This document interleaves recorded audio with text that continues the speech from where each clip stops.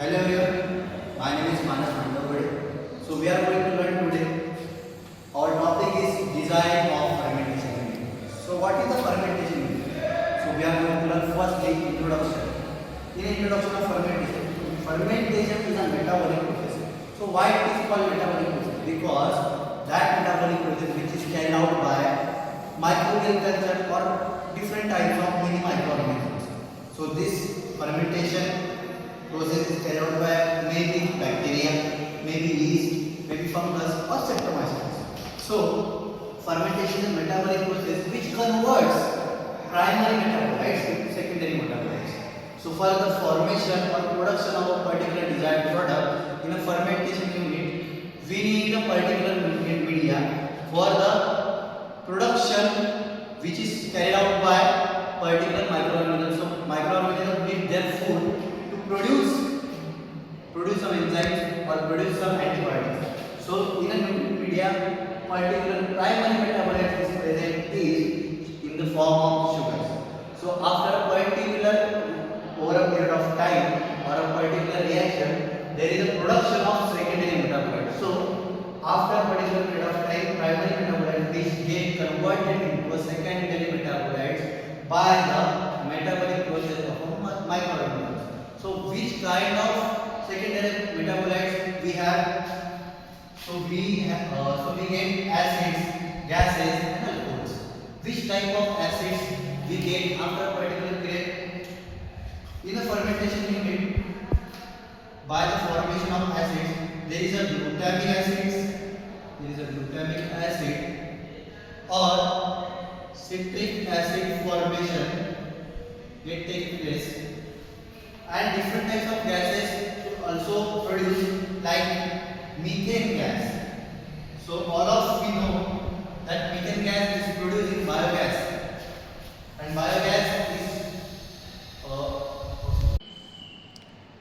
biogas is used in renewable energy sources like production of electricity and providing gas for heating or cooking purposes. And there is also production of alcohols by the fermentation process. So which type of alcohol is produced in the fermentation? We get example like beer, wine, and there are many etc. types of alcohols which are produced in fermentation processes. So after the introduction of fermentation process, we are moving towards the nutrient medium. Then why we discuss nutrient medium? Because in many cases, design of a particular fermentation depends on which type of nutrient medium we are used for a fermentation process. There are total 6 components. Total 6 components is mainly responsible in the nutrient medium that how we prepare. So first component, major component is water. So water is a major component, and it is also used for the cleaning purposes of fermentation. It is water is also used for cleaning purpose. So we can write down here. Done with the first component of the nutrient medium. Then we are going to second component, which is a carbohydrate. So carbohydrate is the main factor which is used in a nutrient medium because it is act as a food for the particular microbial cultures. So these carbohydrates are derived from various sources. These sources are maize, then sugarcane and sweet potatoes, etc. These are the natural sources from which we are derived carbohydrates for the food of our particular microbial culture in a fermentation reaction. Then we are moving towards the oils and fats. So when the reaction is carried out, there is a formation of foam. So the control of that foam, we use anti-foaming agents. So anti-foaming agents are oils. Different types of oils depends on which type of reaction we are carrying out in the particular ferment. So maize oil,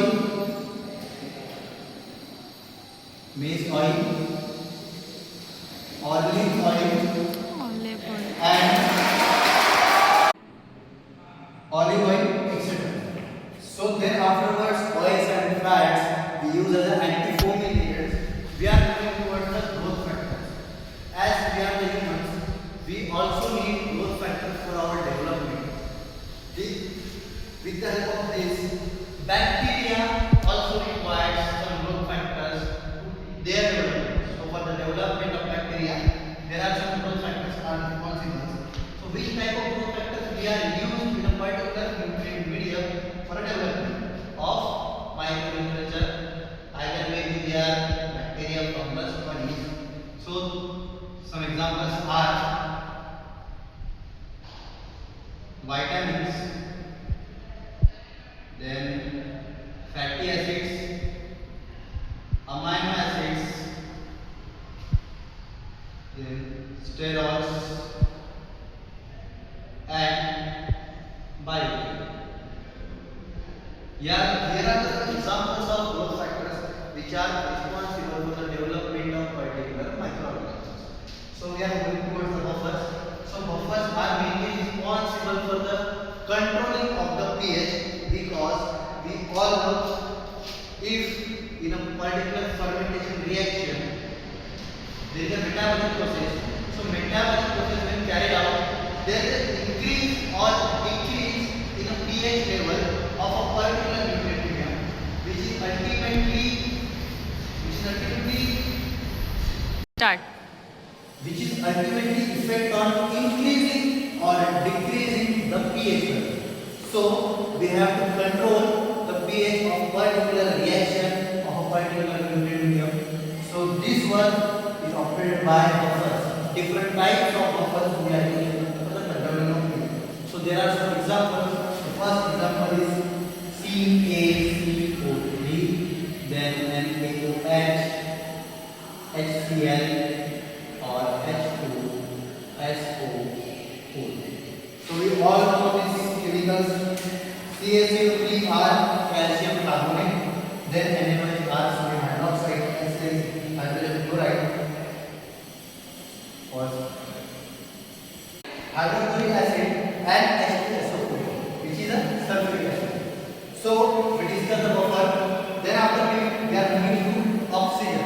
So oxygen is the main responsible for metabolic process, because in a nutrient medium various type of and more number of microculture is present.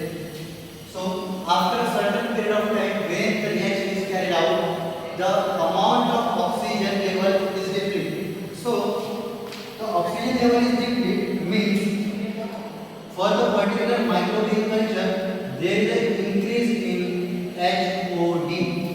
Full form of HOD is high oxygen demand, means particular microorganisms are demanding for the more oxygen availability for the particular metabolic process to form the particular desired product. So here are the all six components in the nutrient medium. So now we are moving to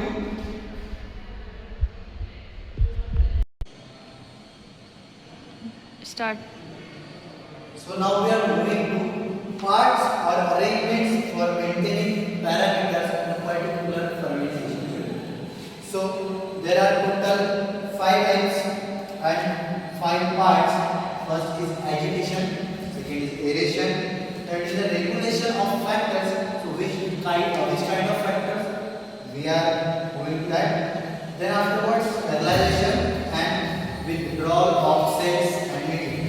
So first we are seeing agitation. So agitation, this process takes place in a particular fermenter for the adequate mixing. So what I said, adequate mixing. Adequate mixing of what? Adequate mixing of particular microbial culture with cells and